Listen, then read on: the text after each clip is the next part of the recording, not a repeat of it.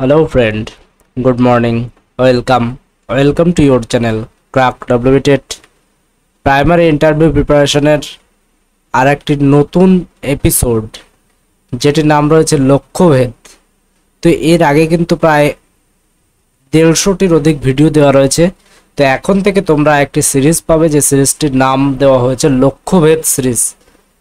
এই সিরিজগুলির মূল উদ্দেশ্য, তোমাদের তো মোটামুটি ম্যাক্সিমাম কোশ্চেনগুলি কিন্তু করানো হয়ে গেছে, যে সিচুয়েশনাল যে প্রশ্নগুলো আসার চান্স রয়েছে, এছাড়া যে বাদবাকি যে প্রশ্নগুলো আসার চান্স রয়েছে সেগুলি তো অলরেডি আলোচনা করা হয়েছে। তো লক্ষ্যভেদ সিরিজগুলির মূল উদ্দেশ্য কিছু প্রিভিয়াস ইয়ারের প্রশ্ন যেগুলি করা হয়েছিল, একটু অড টাইপের প্রশ্ন, অর্থাৎ এই টাইপের প্রশ্ন আসলে তোমরা কিভাবে নিজেকে ট্যাকেল করবে।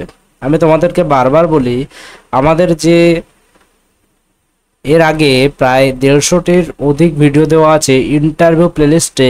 তোমরা একবার ইন্টারভিউ প্লেলিস্ট যদি ভিজিট করো তাহলে পেয়ে যাবে। তো এই ভিডিওগুলি দেখে নেবে, তাহলে আশা করি তোমাদের উপকারেই লাগবে। আমি তোমাদেরকে বলছি, তোমাদের যদি মনে হয় তাহলে তোমরা অবশ্যই একবার তোমাদের মূল্যবান সময় নষ্ট করে এই যে ইন্টারভিউ প্রিপারেশন, যে প্রাইমারি ইন্টারভিউ প্রিপারেশনের প্লেলিস্টে একবার দেখে নিতে পারো। তো এই যে লক্ষ্যভেদ সিরিজের একটু আগে টাইম নিচ্ছি ডিটেলসটা বলার জন্য, যে যে বিষয়গুলি তোমাদের অভাব, মানে যে বিষয়গুলি এখনো কভার আপ করা হয়নি, সে বিষয়গুলিকে এখানে কভার করা হবে। এর জন্যে তোমাদের অনেকের মনে কিন্তু অনেক রকম প্রশ্ন থাকে, যেগুলি আমাদেরকে জানাও, বিক্ষিপ্তভাবে জানাও।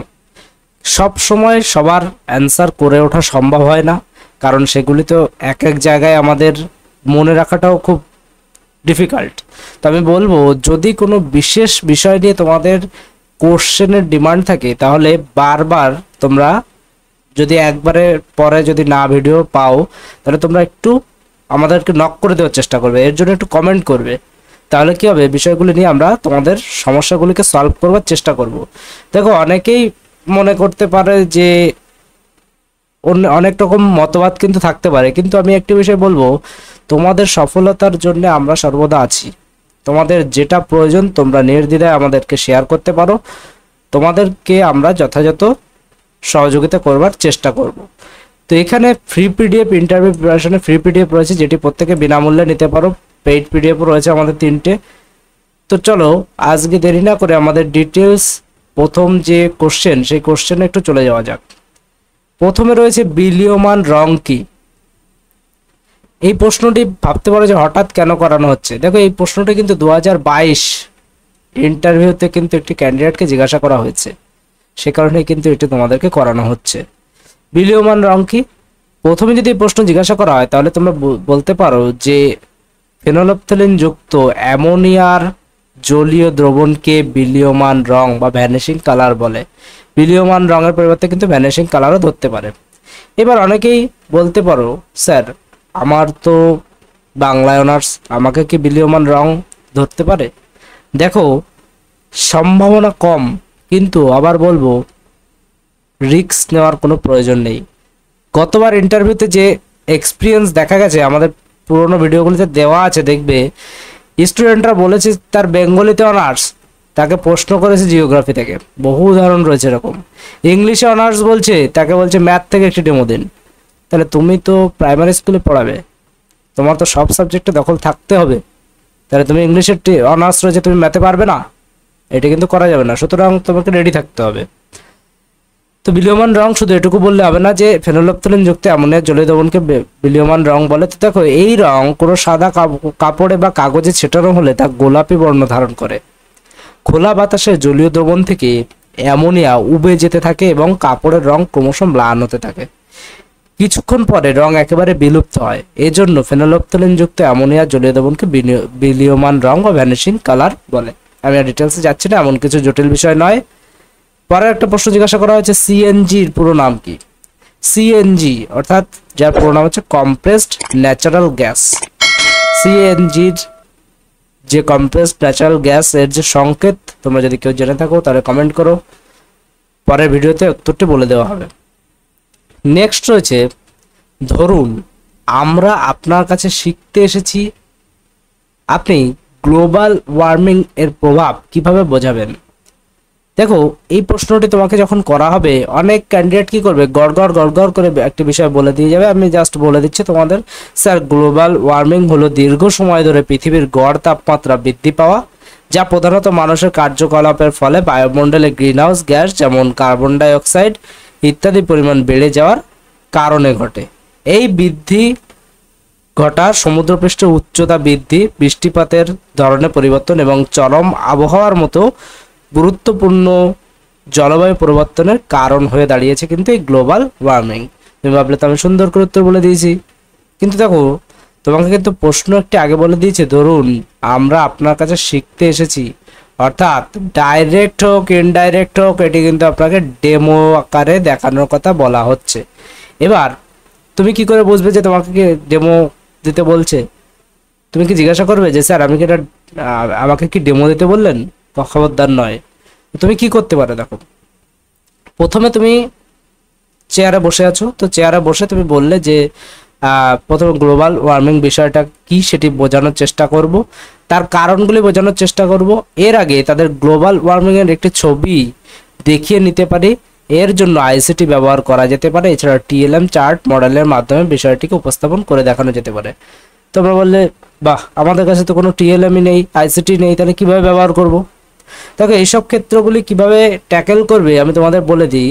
তুমি প্রথমে জাস্ট আমি যে সংজ্ঞাটা বললাম সেই সংজ্ঞাটা বললে যে গ্লোবাল ওয়ার্মিং হলো দীর্ঘ সময় ধরে পৃথিবীর গড় তাপমাত্রা বৃদ্ধি পাওয়া, যা প্রধানত মানুষের কার্যকলাপের ফলে বায়ুমণ্ডলের গ্রিনহাউস গ্যাসের যেমন কার্বন ডাই অক্সাইড ইত্যাদির পরিমাণ বেড়ে যাওয়ার কারণে ঘটে, বলে দিলে সংজ্ঞা। এবার তুমি বলার পরে বলবে যে স্যার আমি এটি বোঝানোর জন্য কি বোর্ডকে ব্যবহার করতে পারি? তারা নিশ্চয় একটা কিছু বলবে, যদি বলে যে হ্যাঁ করুন, তাহলে তো তুমি বুঝেই গেলে যে তোমার ডেমো আকারে দিতে হবে। তুমি কিন্তু সাথে সাথে শুধু এই বিষয়টি করবে না, সাথে সাথে তোমার যে বোর্ডের বাম দিকে ডান দিকে, বোর্ডের বাম দিকে ডান দিকে যে বিষয়গুলি লেখার ছিল সেগুলি কিন্তু লিখে নেবে। এবার যদি তারা থামিয়ে দেয় তাহলে আলাদা ব্যাপার, যে থামিয়ে দিচ্ছে তাহলে কিন্তু তোমার সেটি দরকার নেই, তুমি থেমে যাও। এখানে তুমি কি করবে, তো প্রথমে তুমি এমন একটি বিহেভ করবে যে তুমি বলে নেবে যেমন সমন্বয়মূলক যেমন কথাবার্তা, যে গুড মর্নিং স্টুডেন্ট, আজকে খুব গরম লাগছে তাই না? এত গরমের কারণ কি বলতে পারো? তখন কেউ না কেউ বলবে যে বাইরে খুব তাপ, বা কেউ রেসপন্স নাও করতে পারে। তুমি নিজে নিজে বলো ও হ্যাঁ বাইরে খুব তাপ তাই না? তাহলে বাইরে এত তাপ রয়েছে, ভাবো তো এই তাপটি যদি আরো বেড়ে যায় দিন দিন তাহলে কি অবস্থা হবে? হ্যাঁ ঠিক বলেছো রহিম, তুমি ঠিক বলেছো, আমরা খুব কষ্ট পাবো, আমরা কিন্তু আর পাখায় আমাদের কাজ হবে না। তাহলে এটি কেন, তখন তুমি বলবে তাহলে এটি কেন হয় জানো তোমরা? তাহলে দীর্ঘ সময় ধরে পৃথিবীর গড় তাপমাত্রা বৃদ্ধি পাওয়ার ফলে কিন্তু এটি হয়, যা মানুষের প্রধানত কার্যকলাপের ফলে ঘটে। এই যে তোমরা ছবিটা দেখতে পাচ্ছ, ছবি কিন্তু তোমাদের সামনে নেই, তো তবুও তোমরা কিন্তু একটি যদি পারো বোর্ডে এঁকে দেবে। আর যদি টিএলএম এর মতো এই যে তোমরা যে চার্টটি দেখতে পাচ্ছ সাইডে, দেখেছো এখানে এখানে কিভাবে বরফ গলছে, যার ফলে কি কি হতে পারে দেখেছো? বন্যার পরিস্থিতি সৃষ্টি হয়েছে, দেখেছো কত ঘরবাড়ি ভেসে গেছে, আর কি গরম, গরমের ফলে কিন্তু যে সমস্ত বরফগুলি আছে আন্টার্কটিক মহাদেশে সেগুলি কিন্তু গলতে শুরু করেছে। তাহলে দেখেছো গ্লোবাল ওয়ার্মিং হলে কি হতে পারে?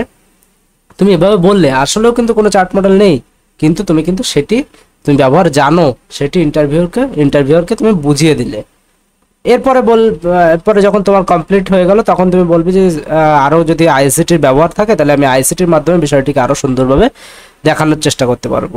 আরও কিছু জিনিস যেমন নিজস্বতা থেকে বের করতে পারো, যে আরও অবশ্যই আমরা যেটা বলছি সেটি বেটার হবে এমন কোনো ব্যাপার নেই, অনেকেই আমাদের থেকে আরও ভালো জানবে। যদি বেটার অ্যান্সার তোমরা জানো অবশ্যই তোমরা কমেন্ট করো। তো আমি জাস্ট কোন প্রশ্ন কিভাবে ট্যাকেল করবে সেটিকে বোঝানোর চেষ্টা করছি। তো এই প্রশ্নটিকে এইভাবে তোমরা বলতে পারো। আর একটা বিষয় যে এখানে কি গ্লোবাল ওয়ার্মিংয়ের প্রভাব, তাহলে প্রভাব কি বললাম, যেভাবে বলছিলাম যে গরম লাগতে পারে, বন জঙ্গল নষ্ট হয়ে যেতে পারে, কৃষি শিল্প নষ্ট হয়ে যেতে পারে, তারপরে রয়েছে আরো সমুদ্রপৃষ্ঠের উচ্চতা বৃদ্ধি পেতে পারে, জলবায়ুর পরিবর্তন ঘটতে পারে, চরম আবহাওয়া প্রবণতা বৃদ্ধি হতে পারে, জীব বৈচিত্র্যের ক্ষতি হতে পারে। তো এই বিষয়গুলিকে আরো সুন্দরভাবে তোমরা রিপ্রেজেন্ট করে দিতে পারো। এরপরে প্রশ্ন দেখো, আলোক শক্তি থেকে কিভাবে অন্য শক্তিতে রূপান্তরিত হয় একটি উদাহরণ দাও। অর্থাৎ আলোক শক্তি থেকে অন্য শক্তিতে রূপান্তরিত হতে হবে হওয়ার একটি উদাহরণ চেয়েছে। এটি কিন্তু সায়েন্স ব্যাকগ্রাউন্ড কোনো স্টুডেন্টকে করা হয়েছিল। তো দেখো এখানে যে উত্তরটা দিতে পারো যে আমরা যে সোলার প্যানেলগুলো লাগানো দেখি বিভিন্ন জায়গায়, তাতে আলোক শক্তি থেকে বিদ্যুৎ শক্তিতে রূপান্তরিত হয়। তুমি খুব ডিটেলসে যেতে যেও না, অন্য কিছুর উদাহরণ দিতে যেও না, কারণ কোথা থেকে কারো কোনো একটা ক্রস কোশ্চেন চলে আসবে। একটি কথা তো তোমাদের বলেছি যে যেটি না জানো না সেটি উচ্চারণই করবে না। তো সোলার প্যানেলের কথা কিন্তু তোমরা বলতে পারো।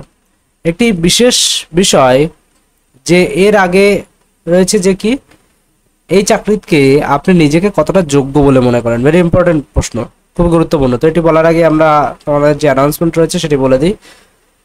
আমাদের কিন্তু ইন্টারভিউ প্রিপারেশনের জন্য 3টি পিডিএফ রয়েছে, পিডিএফ 1, পিডিএফ 2, পিডিএফ 3। ডিটেলস তোমরা এখানে দেখতে পাচ্ছ, এগুলি কোন কোন বিষয়ে কভার করা হয়েছে এখানে রয়েছে। যারা ফ্রি পিডিএফটি নিতে ইচ্ছুক তারা ইন্টারভিউ ফ্রি পিডিএফ লিখবে, লিখে এই নম্বরে হোয়াটসঅ্যাপ করবে। যারা পেইড পিডিএফ 3টি নিতে ইচ্ছুক এই নম্বরে হোয়াটসঅ্যাপ করবে। 30/9/25 পর্যন্ত কিন্তু আমাদের একটি অফার চলছে। 457 টাকা কিন্তু 3টি পিডিএফ এর প্রাইস রয়েছে, কিন্তু 30/9/25 পর্যন্ত এটি 350 টাকাতে তোমরা পেয়ে যাবে। যারা নিতে ইচ্ছুক তারা অবশ্যই হোয়াটসঅ্যাপ করে নিয়ে নিতে পারো। তো যে প্রশ্নটি আমরা আলোচনা করব বলছিলাম যে এই চাকরিতে আপনি নিজেকে কতটা যোগ্য বলে মনে করেন। যে প্রশ্ন ইন্টারভিউ রুমে যদি তোমাকে করা হয় তাহলে অনেকে ভাবতে পারো যে আমি হয়তো কিছু ভুল করে ফেলেছি তাই এরকম ধরনের প্রশ্ন আমাকে করছে, বা আমার কোনো সার্টিফিকেটে কোনো কম নাম্বার আছে তাই এরকম বলছে। দেখো, এরকম কোনো ব্যাপার নেই, তোমার নিজস্বতা দেখবার জন্য এরকম ধরনের প্রশ্ন করা হয়। তো এখানে তুমি তাদের চোখে চোখ রেখে এই ধরনের উত্তর করে দেবে, স্যার যোগ্যতা অযোগ্যতা প্রমাণ কার্যের মাধ্যমে প্রকাশ পায়। আমি এই চাকরিটি করব বলে মানসিকভাবে নিজেকে প্রস্তুত করে ফেলেছি, সেই মতো আমি টেটে সফল হয়ে আজকে ইন্টারভিউ দিতে এসেছি। তাই স্যার বা ম্যাডাম আমি আমার কাজের দায়িত্ব সহকারে পালন করতে পারবো বলে নিজের উপর বিশ্বাস আছে। সংক্ষেপে এটি বলতে পারো। এছাড়া এর সাথে কয়েকটি বিষয় যোগ করে দিতে পারো যে একজন শিক্ষক হতে গেলে যে বিশেষ কিছু বৈশিষ্ট্য, যেমন বিষয়ের জ্ঞানের গভীরতা, সহানুভূতিশীলতা, শিক্ষার্থীদের মূল্যায়ন করার ক্ষমতা, শিক্ষণে শিক্ষার্থীদের সহায়তা প্রদান, ব্যক্তিত্ব নেতৃত্ব দান, এই সমস্ত গুণাবলী আমার মধ্যে আছে। তাই আমি নিজেকে একজন যোগ্য শিক্ষক বলে মনে করি। তো সুন্দরভাবে কিন্তু তোমরা এই উত্তরটি দিয়ে দিতে পারো। তো মোটামুটি বেশি টাইম নেব না, এই ছিল মোটামুটি কয়েকটি প্রশ্নের আপডেট। এর পরের এপিসোডে আরও কতগুলি প্রশ্ন কমপ্লিট করে দেওয়ার চেষ্টা করব। অবশ্যই তোমরা আগের ভিডিওগুলি দেখে নিও। ভিডিওটি ভালো লাগলে একটি লাইক করে দিও, বন্ধুদের মাঝে শেয়ার করে দিও, চ্যানেলে নতুন হলে চ্যানেলটিকে সাবস্ক্রাইব করে রাখো। Thank you.